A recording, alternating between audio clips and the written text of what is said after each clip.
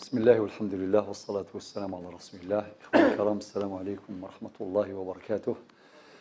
أسأل الله أن يحفظكم جميعا بحفظه، وأن يجعلكم جميعا من أعلام الهدى ومن مصابيح الدجى، وأن يجعل هذه الأيام أو هذه الساعات الباقيات لهذا الشهر الفضيل، وأن يوفقنا لاستثمارها في حدود إمكاناتنا وقدراتنا.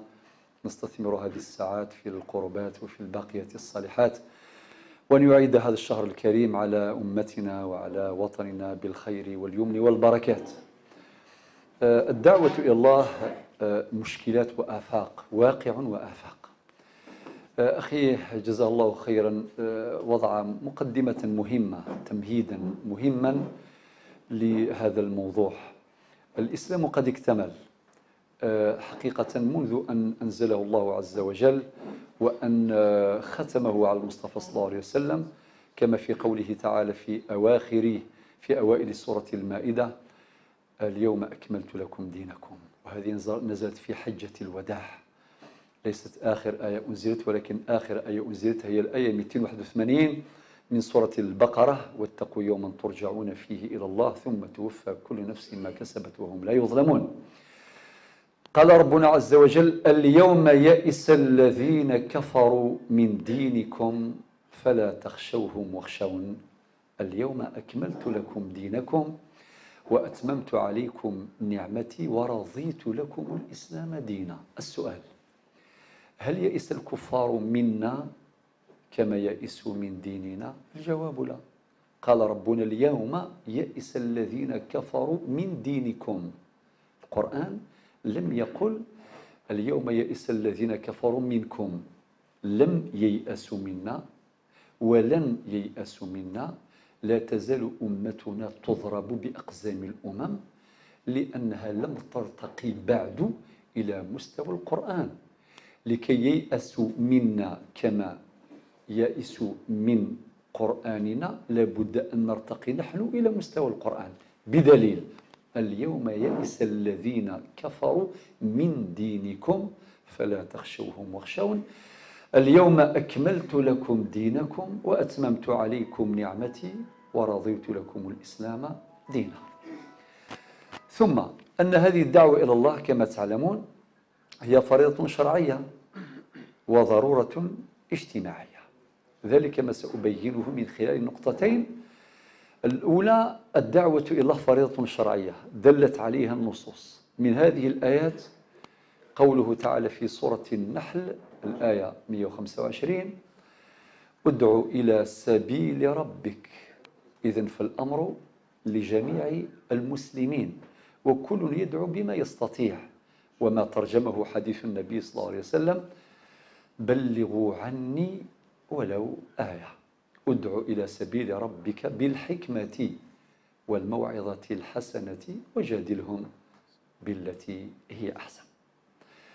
وقال الله عز وجل أيضا في سورة يوسف في الآية 108: قل هذه سبيلي أدعو إلى الله على بصيرة أنا ومن اتبعني، إلى آخر الآية 108 من سورة يوسف. كما قال الله تعالى أيضا في سورة آل عمران الآية 110: كنتم خير أمة أخرجت للناس تأمرون بالمعروف وتنهون عن المنكر وتؤمنون بالله. أكتفي بهذه الآيات: الآية 125 من سورة النحل، الآية 108 من سورة يوسف، والآية 110 من سورة آل عمران.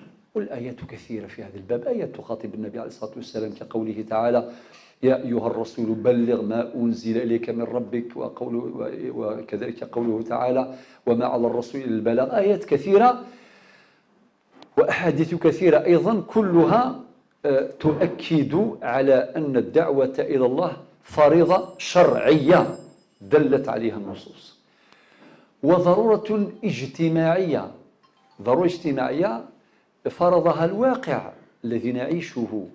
واقعنا في الحقيقة هناك ما يفرح فيه ولا ننكر. قال ربنا: لا تبخسوا الناس أشياءهم. هناك علامات وأمارات الخير والصلاح لا تنكر في مساجدنا وفي أسواقنا وفي أعمالنا وفي أسرنا وعند ولد شبابنا. هناك علامات الصحة، هناك أمارات الخير لا تنكر، ولكن في الوقت نفسه لا بد أن نصرف النظر إلى مواطن الخلل، لا بد أن ننظر إلى ألوان التخلف الذي يعيشه المسلمون وتعيشه الدعوة إلى الله سبحانه وتعالى. أذكر على سبيل المثال لا على سبيل الحصر، مثلا نذكر مشكلة وهي خطيرة جدا، هي مشكلة تجزئة الإسلام. هي مشكلة نعيشها. ربنا قال في سورة المائدة: اليوم أكملت لكم دينكم. الدين قد اكتمل عقيدة، عبادة، شريعة، أخلاقا وسلوكا، ولكن ربما بعض المسلمين منا يجزئ الإسلام، يجزئه، والتجزئة للإسلام خلل ومرض، وأدى حتما إلى مرض آخر وإلى ظاهرة مرضية أخرى يمكن أن نسميها اختزال الإسلام في بعض الأعمال الخيرية في بعض المجالات. مثلا هناك من يركز على الجانب العقدي فقط، التركيز على العقيدة وفقط، مع إهمال المجالات الأخرى تماما، وهذا خلل يحتاج إلى علاج. وهذه صورة التجزئة مرفوضة نقلا وعقلا. وهناك من يختزل الإسلام في المجال الفكري، الاهتمام بقضايا الفكر ومشاكل الفكر وفقط، مع إهمال الجانب العقدي والجانب التعبدي والجانب التشريعي. وهناك من يركز على الجانب التشريعي، على الجانب القانوني، بمعنى ينصرف جهده فقط إلى التحسين في مجال التقنين، في مجال التشريع. فهناك دعوات تسمع وبقوة إلى ضرورة مراجعة القوانين التي تضبط حركة المسلمين في جميع مجالات الحياة بما يتفق مع الشريعة الإسلامية. وهذه النداءات وهذه الدعوات سمعناها منذ سنوات طويلة تدعو إلى التحسين في مجال التقنين وفي مجال التشريع.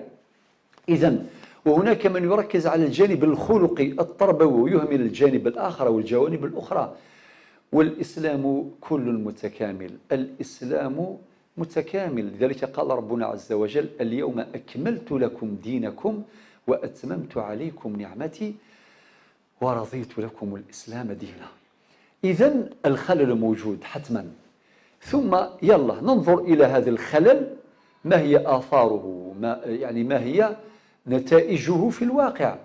نتائجه في الواقع عدة مشكلات وأزمات، منها مشكلة التمزق والتشرذم. هناك تمزق، والتمزق حتما يؤدي إلى تبديد الطاقات. الطاقات مبددة جدا، والأوقات ضائعة كثيرا، الفرص الضائعة كثرت في حياتنا. لو لاحظنا لاعبا واحدا أراد أن يضرب ضربة جزاء، إذا لم يسجل الهدف ربما الملعب بكامله يثور عليه، يقول: يا فلان كيفاش تضيع فرصة؟ خطر ضربة الجزاء المفروض تؤدي إلى تسجيل الهدف، خطر ضربة جزاء هو مع حارس المرمى مباشرة، الناس يزعفوا عليه وكذا ويثوروا عليه، ضيع فرصة واحدة. سادتي الأفاضل، كم ضيعنا من فرص في حياتنا، في مساجدنا، في دعوتنا، في الاقتصاد، في السياسة، في الفكر، في الثقافة، في الإعلام. ضاعت منا فرص عديدة، ونريد الآن أن ننادي بتقليص دائرة الفرص الضائعة. لا نقول بربح جميع الفرص، لا، ندعو فقط وبكل واقعية إلى التقليل من الفرص الضائعة في حياتنا. لذلك سادتي الأفاضل، نقول أن هذا التمزق وهذا التشرذم أدى إلى تبديد الطاقات وأدى إلى تضييع الأوقات. هناك مشكلة أخرى أيضا، لم نفهم جيدا فقه الاختلاف كما ورثه لنا الفقهاء. الذي يدرس الفقه الإسلامي يلاحظ حتما وجود خلافات فقهية. بأي حق نستدعي تلك الاختلافات الفقهية على مدار 14 قرن، نثيرها الآن من جديد ونتخذها ذريعة لتمزيق الممزق وتقطيع المقطع وتدمير المدمر. نستثمر استثمارا سيئا للغاية هذه الاختلافات الفقهية. لما؟ اختلافات فقهية موروثة ستظل كذلك إلى الأبد. من يستطيع منكم مثلا أن يوحد المسلمين على معنى حديث النبي صلى الله عليه وسلم لا صلاة لمن لم يقرأ بفاتحة الكتاب؟ لا يمكن. سيظل الاختلاف الفقهي الفرعي قائما في دنيا العبادات وفي مجال المعاملات خاصة. ورث الفقهاء تراثا فقهيا ثريا جدا، بدل أن نستقبله بهذه الصورة بهذا الوجه، نستقبله تراثا فقهيا ثريا يستجيب لجميع قضايانا ومشكلاتنا، بل لجميع النوازل التي تطرأ في حياتنا البيولوجية الطبية، في حياتنا الإعلامية، في حياتنا القانونية، في حياتنا الاقتصادية. بدل أن نستقبل هذا التراث الفقهي الزاخر بهذا الوجه، استقبلناه بوجه كئيب، بوجه سيء. صرنا نستثمر تلك الاختلافات الفقهية لتمزيق أبناء الأمة الواحدة التي قال فيها ربنا عز وجل: إن هذه أمتكم أمة واحدة وأنا ربكم فاعبدون، وأن هذه أمتكم أمة واحدة وأنا ربكم فاتقون، وكذلك جعلناكم أمة وسطا لتكونوا شهداء على الناس ويكون الرسول عليكم شهيدا. إذن استثمار سيء للغاية لهذا التراث الفقهي الزاخر. والذي يحزنني ويحزنكم جميعا سادتي أن العقلاء في هذه الدنيا حينما درسوا الفقه الإسلامي بتراثه الزاخر ماذا قالوا؟ أذكر على سبيل المثال مؤتمر لاهاي الذي انعقد في 1948، وكذلك أسبوع الفقه الإسلامي الذي انعقد سنة 1951. مؤتمرات أبرمت هنا وهناك اتفقت جميعا على ما يلي: النقطة الأولى أن الفقه الإسلامي أصيل متميز ليس مستمدا عن غيره. هذا الكلام ثقيل في دنيا المعرفة القانونية، هذا الكلام ثقيل جدا أعيده. أن الفقه الإسلامي فقه أصيل لم يكن مستمدا من غيره، دفعا لشبهة تأثر الفقه الإسلامي بالقانون الروماني وكذلك بالقوانين المختلفة، قانون حمورابي، الألواح الاثنى عشر، والقانون الروماني بالغ شأوا كبيرا جدا. فهذه تهمة يتهم بها الفقه الإسلامي. وكذلك اتفقت هذه المؤتمرات على أن الفقه الإسلامي يملك من الثراء ما يستطيع به أن يغذي جميع فروع القانون بالمصطلح الحديث، فروع القانون العام، فروع القانون الخاص، بجميع تفريعاتهما. هذه أيضا شهادة من غيرنا. وهناك أمر آخر أيضا اتفقوا عليه في هذه المؤتمرات: ضرورة استثمار المخزون الفقهي الإسلامي خاصة في مجال المعاملات لا العبادات، في مجال المعاملات العبادات. عقلاء الغرب ينادون بذلك. لماذا؟ لأن الفقه الإسلامي يضبط المعاملات بشكل غير مسبوق في جميع الفلسفات وفي جميع الحضارات. يعود إلى نابليون بونابرت. هذا نابليون أتدرون بأنه هو الذي أوحى لعلماء القانون لاستنباط القانون المدني الفرنسي من الفقه الإسلامي، وبالذات الفقه المالكي، وبالذات من الرسالة ابن أبي زيد القيرواني. والأمثلة كثيرة جدا، وأحيانا نجد المصطلحات هي نجدها في هذه الكتب وفي هذه الأسفار صفر، مفردها صفر، نجدها هي مضبوطة ومسجلة ومنقولة إلى القانون المدني الفرنسي الذي صار مرجعا عالميا لجميع قوانين الدنيا. جميع الدول الإسلامية استمدت قوانينها المدنية من قانون نابليون بونابرت، القانون الكود سيفيل الفرنسي، وهذا القانون مستمد في معظم مواده من الفقه الإسلامي. يعني بضاعتنا ردت إلينا. أتدرون ماذا قال نابليون؟ قال: أنا لا أعتز بانتصاراتي الكثيرة، وهي كثيرة، انتصر كثير في مجال الحروب والمعارك. قال: لا أعتز بانتصاراتي الكثيرة في مجال الحروب، يكفي أن أتذكر هزيمة واحدة تنسيني لذة الانتصارات، ولكنني أعتز بالكود سيفيل الفرنسي، بالقانون المدني الفرنسي. قلت لكم سادتي وأؤكد بأن جميع، لا أقول كل، بعض أو معظم، جميع القوانين المدنية العربية والإسلامية مستمدة من القانون المدني الفرنسي الذي اعتمد أساسا على الفقه الإسلامي وبالذات على الفقه المالكي. يعني هذه كارثة من الكوارث التي عاشتها أمتنا. صحيح هناك تجربة قام بها الرجال في عهد الدولة العثمانية، وبالضبط في 1876 من خلال مجلة الأحكام العدلية، وكذلك القانون الذي صدر في 2007، وفي قوانين كثيرة ويتسع المقام للتفصيل فيها، ولكن أؤكد كثيرا على مجلة الأحكام العدلية التي صدرت في 1876. الآن إذن واقعنا واقع مخيف يقينا. أوقاتنا بددت، ضاعت، طاقاتنا بددت، علاقاتنا مزقت إلى حد محزن بسبب الفهم السيء للتراث الفقهي الزاخر.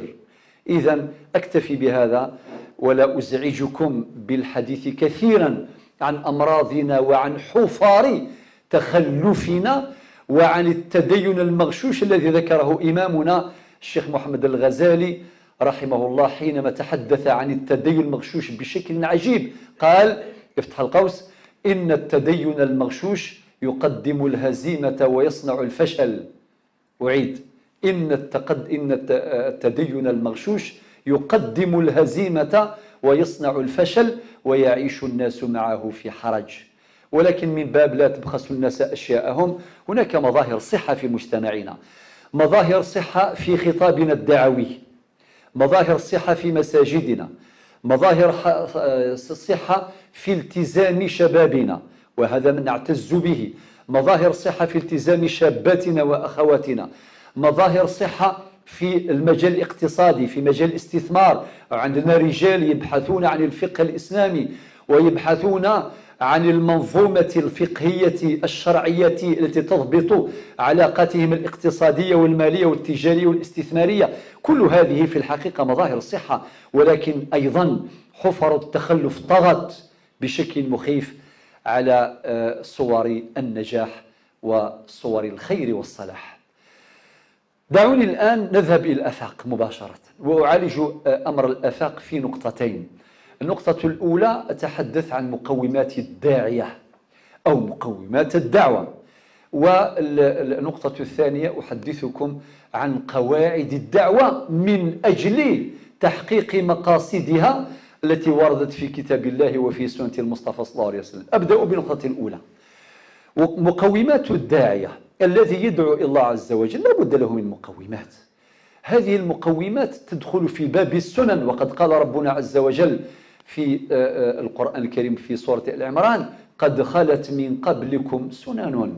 إذن هذه السنن لا تعرف المحاباة ولا تعرف المجاملات، ولن تجد لسنة الله تبديلا ولن تجد لسنة الله تحويلا. لا بد من احترام تلك السنن التي لا تعرف المجاملات ولا المحاباة. وممن درس موضوع السنن بشكل عميق أستاذنا رحمه الله مالك بن نبي رحمه الله رحمة واسعة. بل هناك دول استثمرت تراثه الفكري فحققت نهضتها، وماليزيا هي النموذج الذي يذكر في هذا الباب. وأذكر هنا قصة حصلت لأستاذين جزائريين في خارج الجزائر، قدم طلب التأشيرة للذهاب إلى ماليزيا من حيث هما. بعدين حينما وصل الطلب إلى سعادة السفير قال الجزائريين هذول أنا نستقبلهم، ودخلوا مباشرة أعطوا لهم التأشيرة فورا، قال لهم نعطيكم التأشيرة الآن فورا بلا تعطيل ولا تأخير، إكراما لأستاذكم وأستاذنا مالك بن نبي الذي استثمرت ماليزيا فكره في نهضتها. إذن هؤلاء أذكياء استثمروا تراث هذا الرجل، ونتمنى ونرجو من الله عز وجل أن نعرف قدره وأن نعرف قدر أمثاله، ولا يعرف قدر الرجال إلا الرجال. لذلك لابد من مقومات. هذه المقومات قلت لكم هذه المقومات تشبه السنن. المقوم ألف هو المقوم الإيماني، لأن الإيمان هو المنطلق. لا يمكن أن ندعو إلى الله بضعف إيمان، لا بد أن ندعو إلى الله عز وجل بقوة إيمان. وإذا دعونا إلى ما آمنا به حقا وصدقا لا شك أن دعوتنا ستثمر، أن القلوب التي ندعوها سنستميلها ويستميلها رب العزة جل جلاله هو الهادي إلى سواء السبيل. ادعو إلى سبيل ربك بالحكمة والموعظة الحسنة وجادلهم بالتي هي أحسن.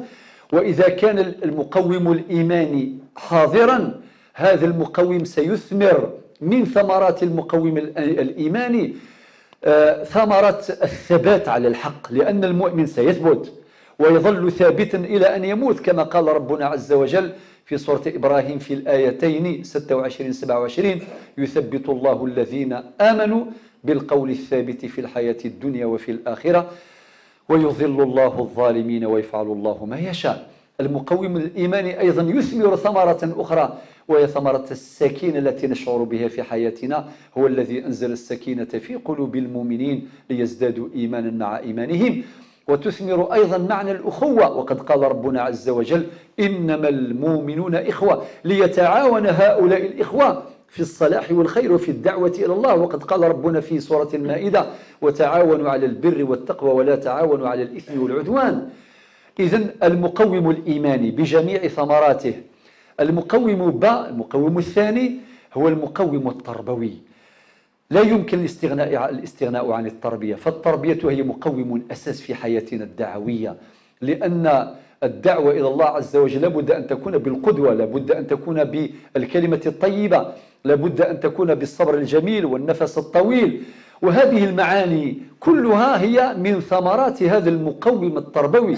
وقد قال ربنا عز وجل في حق المصطفى صلى الله عليه وسلم وإنك لعلى خلق عظيم. وقال هو عليه الصلاة والسلام إن من أحبكم إلي وأقربكم مني مجلسا يوم القيامة أحاسنكم أخلاقا. وقال أيضا إن المؤمن لا يدرك بحسن خلقه درجة الصائم القائم. وقال أيضا اتق الله حيثما كنت وأتبع السيئة الحسنة تمحها وخالق الناس بخلق حسن. وقد قال أخي الفاضل أخي محمد قبل حين كيف أن الكثير من الناس دخلوا الإسلام بأخلاق التجار فقط، فلسان الحال أصدق تأثيرا وأقوى تأثيرا من لسان المقال بالقدوات.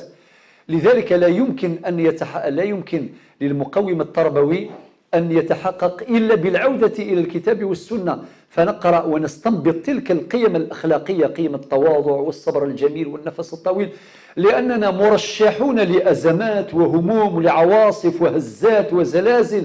كيف نصبر إذا لم يكن هذا المقوم التربوي حاضرا مرافقا لنا؟ كما قال ربنا في حق المهاجرين والأنصار قال مستهم البأساء والضراء وزلزلوا حتى يقول الرسول والذين آمنوا معه متى نصر الله ألا إن نصر الله قريب، ألا إن نصر الله قريب.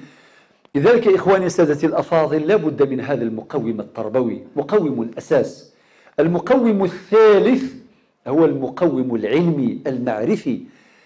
واقعنا أفرز جملة من المعارف والثقافات والشبهات والشكوك والأفكار الضالة المضلة، أو كما يسميها علماؤنا الأفكار الميتة والأفكار القاتلة المميتة. هناك أفكار حية يقينا، ولكن هناك أفكار ميتة تتداول الآن خاصة مع هذا الزمان، زمن التواصل الاجتماعي السريع عن طريق هذه الوسائط الاجتماعية التي لا تعد ولا تحصى، تكنولوجيا عالية جدا.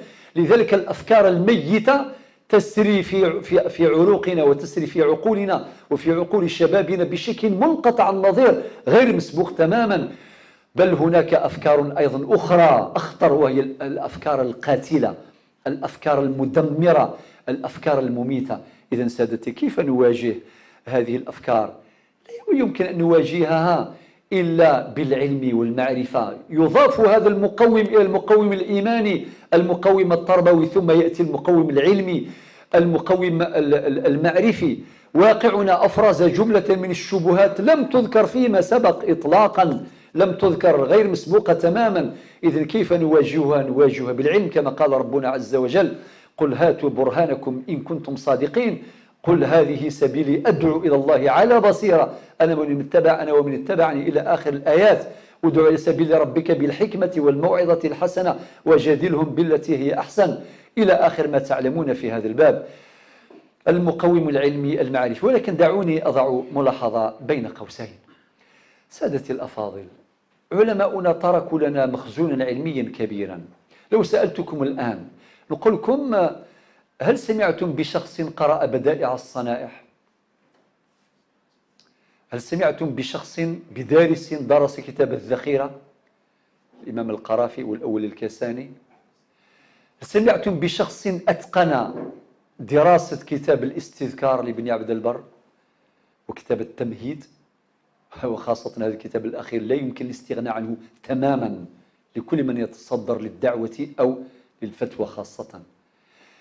من درس بلوغ المرام من أدلة الأحكام؟ من درس كتاب الموافقات؟ من درس الكتب التراث العلمي الفقهي الذي تركه الأوائل؟ هل جامعاتنا تدرس جمع الجوامع لتاج الدين السبكي في علم الأصول؟ أجيبوني ولو بعد حين. كتاب جمع الجوامع وهو أعظم كتاب في علم الأصول. هل سمعتم بمن يدرس كتاب الورقات للجويني؟ يدرسه ويستثمر مقاصده في عمله الإسلامي وفي دعوته. من درس كتاب الرسالة للشافعي؟ ومن هذا التراث العلمي الزاخر الكبير. الجواب محزن يقينا، محزن يقينا. صرنا نقرأ فقط الملخصات أو ملخصات الملخصات، وحرمنا من ذلك المخزون العلمي المعرفي الذي خلفه أولئك العلماء. في هذه الصبيحة في حوار مفتوح ذكرت لهم ما سأذكره الآن. الإمام السيوطي جلال الدين صاحب الإتقان، هذا خلف أكثر من 300 مؤلف، توفي سنة 911 الهجرة. أكثر من 300 مؤلف. حينما حج بيت الله الحرام هو الذي يقول: حينما حججت وتناولت ماء زمزم سألت الله أن يرزقني رتبة وحافظة كحافظة البلقيني في الفقه، وسألت الله أن يرزقني رتبة كرتبة ابن حجر العسقلاني في الحديث. هؤلاء الرجال يعرفون كيف يصلون، يعرفون الأصول. من عرف الأصول وصل. وقد قيل: من ضيع الأصول حرم الوصول. على قدر أهل العزم تأتي العزائم، وعلى قدر أهل الكرام تأتي المكارم، إلى أن قال: إذا غامرت في شرف مروم فلا تقنع بما دون النجوم، فطعم الموت في أمر حقير كطعم الموت في أمر عظيم.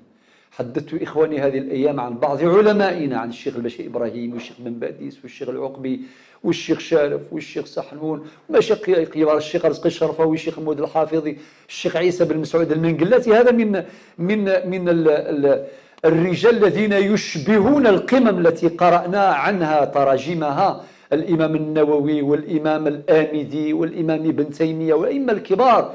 هذا الرجل أحفظ المختصر الفقهي للشيخ خليل في 3 شهور ونصف في زمن قياسي، بعدما تمكن من حفظ الموطأ كاملا موطأ إمام مالك إمام دار الهجرة عالم المدينة، تمكن من حفظ المختصر الفقهي للشيخ خليل الذي يحوي آلاف المسائل الفقهية في زمن قياسي في 3 شهور ونص.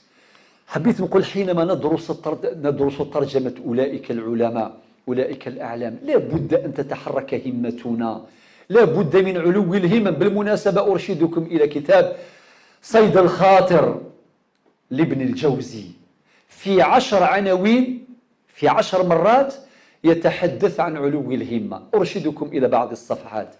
تحدث في الصفحة 17 عن علو الهمة، شخص كل واحد يكون عنده همة عالية.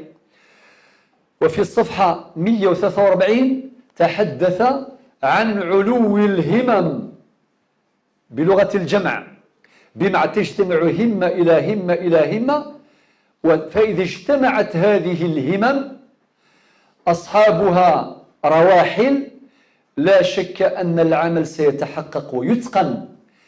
وفي الصفحة 220 تحدث نحو هكذا العنوان: نحو ترشيد الهمم، لأن هذه الهمم وهذه الطاقات وهذه الكفاءات تحتاج إلى مرافقة، تحتاج إلى ترشيد، تحتاج إلى توجيه. لذلك قال نحو ترشيد الهمم، لتنفع ولا تضر، لتبني ولا تهدم، لتجمع ولا تفرق، لتلم الشمل ولا تمزق.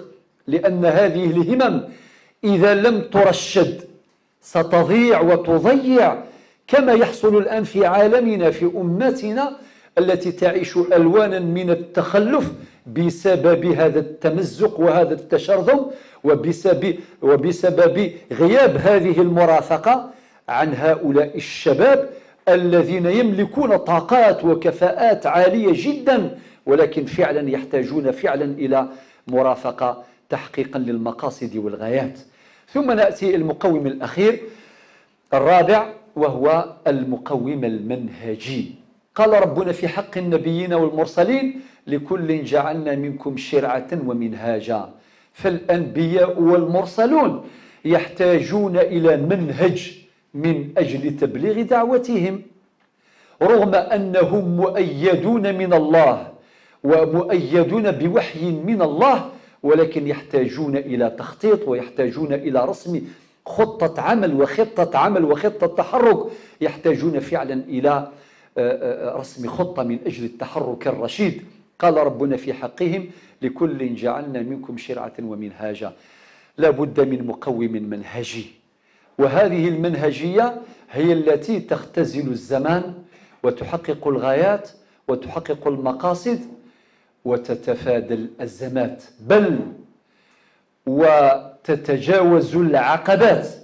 وإذا غاب المنهج إخواني الكرام ستصنع الأزمات، بل هناك منا من يتفنن في صناعة الأتعاب، من يتفنن في صناعة الأزمات، ولا حول ولا قوة إلا بالله. أخيرا، النقطة الأخيرة، أحدثكم قليلا عن بعض القواعد من أجل التمكين للدعوة.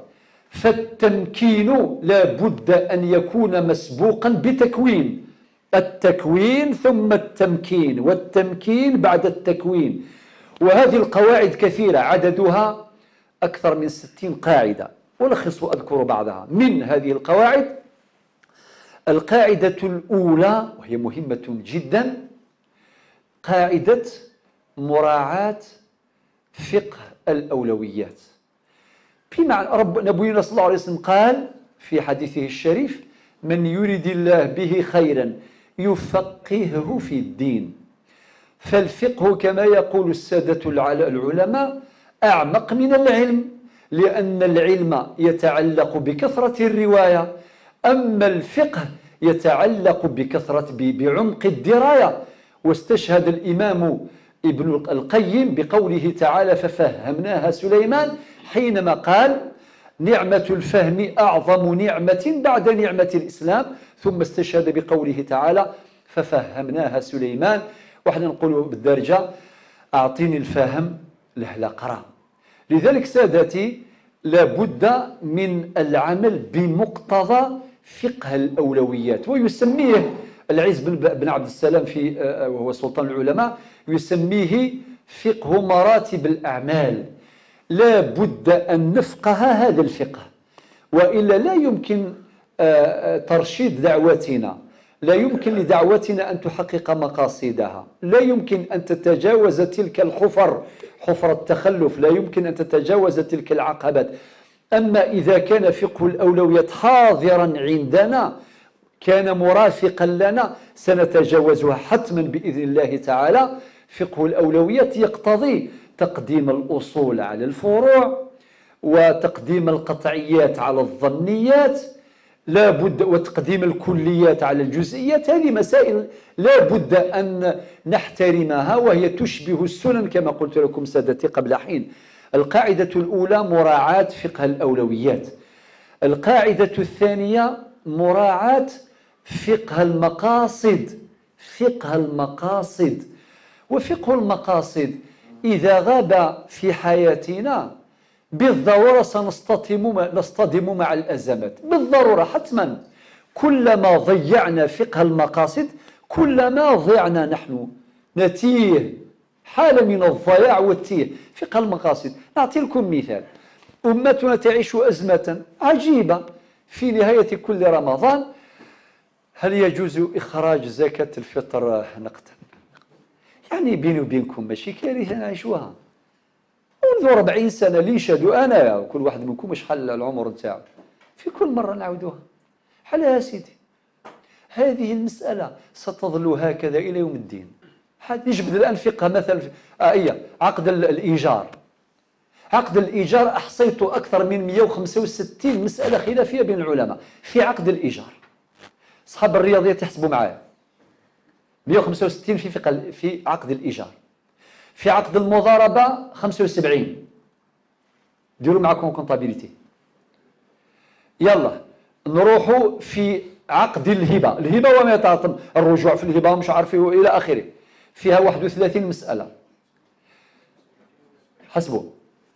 في الوصية 61 مسألة في الوصية. أي نتكلم عن الوصية بجميع صورها، الوصية الاختيارية والوصية الواجبة. الوصية الاختيارية والوصية الواجبة 61 مسألة خلافية. إذا كان في هذه المسائل فقط نروح في مجال مثلا في عقود الغرر، ما يعتبر من عقود الغرر وما لا يعتبر. أحصيت فيها 345 مسألة خلافية في هذه المسائل. تفهم هذه في المعاملات. يلا نروح إلى الربا. الربا في حد ذاته، ربي قال في سورة البقرة الآية 275: وأحل الله البيع وحرم الربا. حرم الربا. الآن نجيبوا المعاملات البنكية الآن كلها، سواء البنوك الكلاسيكية أو البنوك الجديدة هذه اللي يسموها شركة توظيف الأموال أو البنوك الإسلامية التي لم ترتقي بعد إلى تتمثل قواعد الشريعة في هذا المجال الحيوي. للتكنيك بانكير مازالها ماهيش في المستوى المطلوب. لذلك العقلاء من هؤلاء المشرفين على هذه البنوك يقول لك جهازنا الإداري لم يرتقي بعد إلى تمثل القواعد الشرعية. أحصينا فيها في هذا الموضوع نتاع الربا 185 مسألة خلافية. من بعد جيبوا هذه في العبادات، في المعاملات. نروحوا في العبادات. نعطيكم مثال برك. إذا واحد منكم صلى العصر في داره وبعدين خرج يمشي وسمع الإمام يقول قد قامت الصلاة، يروح يحضر معه صلاة العصر جماعة. يا خيضة يجوز هذا، يجوز. يلا الصلاة الثانية تصليها جماعة، يعني واش يقول فيها الفقه؟ هل الصلاة الثانية تصليها جماعة هل هي فرض ولا نافلة ولا واش تكون؟ خليوا القاعة تتكلم، تفضلوا.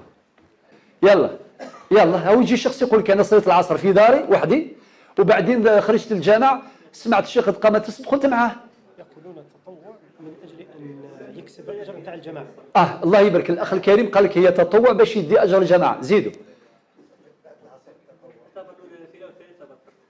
فنافلة ولا فرض؟ هل ممكن اعتبر الصلاة الثانية فرض؟ هو صلى الفرض ما تنساش. ذمته بريئة لأنه كانت مشغولة بصلاة العصر، وبعد أن صلاها ذمته صارت بريئة وأعاد الصلاة جماعة. هل تعتبر فريضة؟ نقول لكم كل هذه الحلول موجودة في الفقه الإسلامي. هناك من يعتبر الصلاة الثانية نافلة مادام أدى صلاة الفريضة في وقتها، لقوله تعالى إن الصلاة كانت على المؤمنين كتابا موقوتا. إذن ذمته لم تعد مشغولة بصلاة، فقد أداها فريضة في وقتها في وقت الأداء. إذن الصلاة الثانية صلاة الجماعة هذه الثانية تعتبر نافلة نفل. وهناك رأي فقهي معتبر يقول هي فرض، هي فرض وتصبح الأولى نافلة. وهناك من قال لا، هذه إكمال جبر لنقص قد وقع فيه الإنسان في الصلاة الأولى، يعني يجبر. حنا كي نكملوا الصلاة نقول استغفر الله استغفر الله استغفر الله، معنى يا ربي وين كاين كاع الخلل نستغفروا.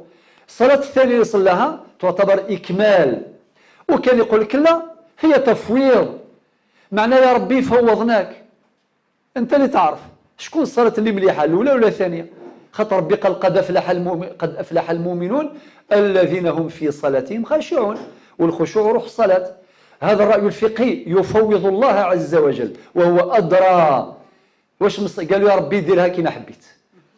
وكل هذه موجودة في الفقه، لذلك يعبرون عنها بقولهم فرض ونفل وإكمال وتفويض، فيرخصوها.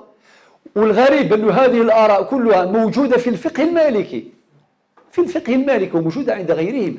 أما في مجال العبادات، إذا قلت لكم قبل حين لا صلاة لمن لم يقرأ بفاتحة الكتاب، هناك رأي فقهي يقول معتبر يقول أن قراءة الفاتحة ركن ضروري تقرأ لحديث لا صلاة. ولكن هناك رأي يقول لا، هي نفي الكمال. هناك قال لا صلاة كاملة مع نفي الكمال، معنى تصح بغير الفاتحة بما تيسر من القرآن وفقط. وهناك من وأما الرأي الآخر يقول لا صلاة صحيحة، رأي يقول بنفي الصحة ورأي يقول بنفي الكمال. إذن فقه إسلامي زاخر نجد الآلاف من المسائل الخلافية. ولكن دعوني الآن أدخل إلى بيت عمر بن الخطاب. عمر الفاروق رضي الله عنه هو مع وليده عندهم خلافات فقهية كثيرة جدا. عمر الفاروق، ولو اتسع الوقت ذكرت لكم جملة من المسائل وين عبد الله بن عمر يخالف باباه عمر الفاروق في مسائل خلافية. إذا كان هذه المسائل موجودة في عهد المصطفى صلى الله عليه وسلم وفي عهد الصحابة، كي نقول موجودة معنى الإسلام النبي صلى الله عليه وسلم سمح بها. نعطيكم مثال يكفي، مثال يكفي أخرجه الإمام أبو داود في سننه عن أبي سعيد الخدري. 2 من الصحابة كانا في سفر، مثال رائع دقيق، وبعدين حضرت الصلاة ولم يجدا ماء، ماذا يفعلان؟ يذهبان إلى الطهارة الترابية وهي البدل، والطهارة الترابية هي بدل للطهارة المائية وهي الأصل، لقوله تعالى فتيمموا صعيدا طيبا.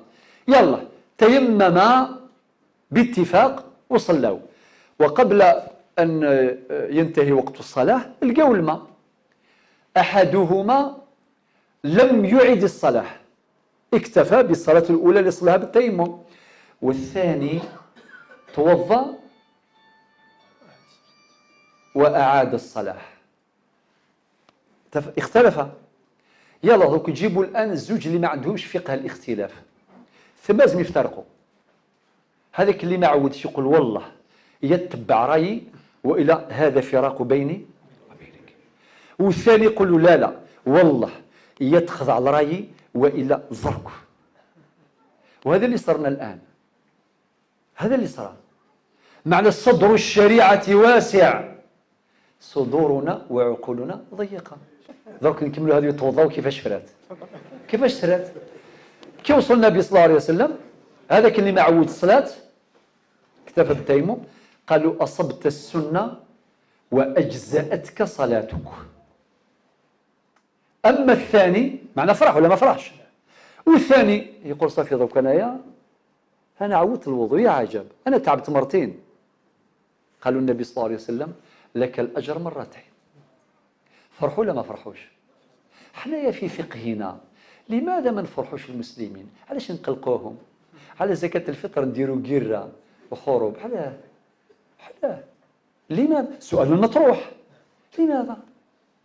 وأتمنى وأرجو من الله عز وجل أنه يجي نهار نبدلوا كاع عقولنا، نقولوا المسائل الخلافية التي ورثناها من عهد الصحابة ستظل كذلك إلى يوم القيامة. لماذا نبدد أوقاتنا ونضيع أعمارنا في هذه المسائل ونضيع أخوتنا؟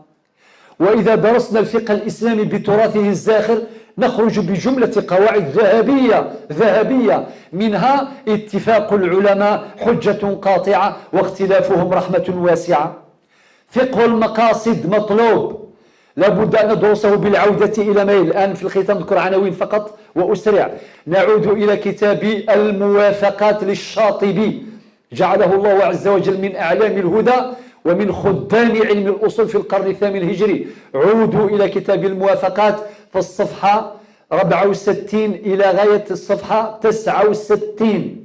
عودوا إلى الصفحة 140 المسألة 10، وهو يبصرنا كيف ننظر إلى مقاصد الأمور، ويقول بالحرف الواحد افتح القوس: والنظر في مآلة الأفعال مقصود ومعتبر شرعا، ولكن في ظل قواعد. من هذه القواعد قاعدة الاستحسان، وقاعدة مراعاة الخلاف، وقاعدة سد الذرائع. عودوا إلى ما كتبه الإمام الجويني في كتابه الورقات. عودوا إلى ما كتبه الإمام صاحب جمع الجوامع الإمام تاج الدين السبكي، لا بد أن نعود إليه، لأن فقه الأصول هو من علوم الآلة. أنقذ أمتنا في أواخر القرن الثاني الهجري كما قال ابن خلدون في الصفحة 424 وما بعدها، ويحدثنا عن تاريخ العلوم. وحينما وصل إلى علم الأصول قال: ولما أصبحت العلوم فنونا ظهر علم الأصول، وأول من قعد قواعده الإمام الشافعي في كتابه الرسالة. لا بد أن نعود إلى هذه الكتب الأصولية لبرمجة عقولنا من جديد لتفهم مقاصد الشريعة. لا بد أن نعود إلى كتاب مقاصد الشريعة للشيخ محمد طاهر بن عاشور الله يرحمه، اللي مات في 1973. هذا الرجل الأصولي المقاصد الكبير جدا. ولا بد أن نطبق أيضا قاعدة أخرى، وهي قاعدة فقه الواقع. بعدما نستحضر كل هذه الألوان الفقه لابد من درس واقعا، لابد أن ندرسه. يا إخواني الكرام، لماذا كتب ابن القيم رحمه الله في كتابه إعلام الموقعين في الجزء الثالث في الصفحة 3 قال: باب أو فصل تغير الفتوى بتغير الأزمنة والأمكنة والأحوال والنيات والعوائد. وقال في مقدمة هذا الفصل: هذا فصل عظيم جدا، عظيم النفع جدا، حصل ظلم كبير وغلط كبير على الشريعة بسبب الجهل به. لماذا قال الإمام أحمد رضي الله عنه قال: من شروط المفتي أن الشرط الرابع أن يكون عارفا بأحوال الناس. لماذا كل هذا الفقه؟ لماذا لا ندرسه؟ وإذا درسناه لماذا لا نفهمه؟ لماذا نستثمره في حياتنا؟ إذا جماعة الخير فقه الواقع، الواقع يتغير، تتغير الفتوى بتغير الزمن والمكان إلى آخره. فإذا كان هذا واقعنا نحن نعرفه، فالذين يفتيه هم علماء هذه الأمة، والذي كل بلد له علماء، له مرشدوه، له موجهوه، والقواسم مشتركة. نعم، قال ربنا في سورة البقرة الآية 143: وكذلك جعلناكم أمة وسطا. الأمة الوسط للدين الوسط لتكونوا شهداء على الناس. هل يمكن أن تحقق هذه الأمة شهادتها؟ لا يمكن أن تحقق شهادتها إلا إذا كانت حاضرة، لأن الشاهد لا بد أن يكون حاضرا. ولو تمثل ولو تقدم شاهد أمام القاضي ليدلي بشهادته في نزاع قد وقع، وسأله القاضي سؤالا واحدا: هل كنت حاضرا حينما أبرم هذا العقد؟ تصوروا معي سادتي، يقول له الشاهد: يا سيدي القاضي، أنا ما كنت حاضرا ولكن أتيت فقط شاهدا. سوف يتابعه القاضي بجريمة تسمى بجريمة تضليل العدالة. لذلك هذه الأمة إذا كانت غائبة في جميع المجالات كيف تنال هذا الشرف السامق الذي أراد الله لهذه الأمة؟ هذا الشرف كنتم خير أمة أخرجت للناس. ذكرنا هذه الآية في سورة آل عمران الآية 110. أعود إلى سورة البقرة 143: وكذلك جعلناكم أمة وسطا لتكونوا شهداء على الناس ويكون الرسول عليكم شهيدا. من هذه القواعد التيسير في الفتوى والتبشير في الدعوة، قواعد كثيرة جدا فيها أكثر من 60 قاعدة. إذا استخدمناها وتمثلناها إن شاء الله سيتغير حالنا إلى أحسن حال، كما قال ربنا وقد وعد في سورة الرعد في الآية رقم 11: إن الله لا يغير ما بقوم حتى يغيروا ما بأنفسهم. ثم قال لنا بعد أن تستقيم النيات، قال لنا: اعملوا كما قال القرآن في سورة التوبة الآية 105: وقل اعملوا فسيرى الله عملكم ورسوله والمؤمنون وستردون إلى عالم الغيب والشهادة فينبئكم بما كنتم تعملون. السلام عليكم.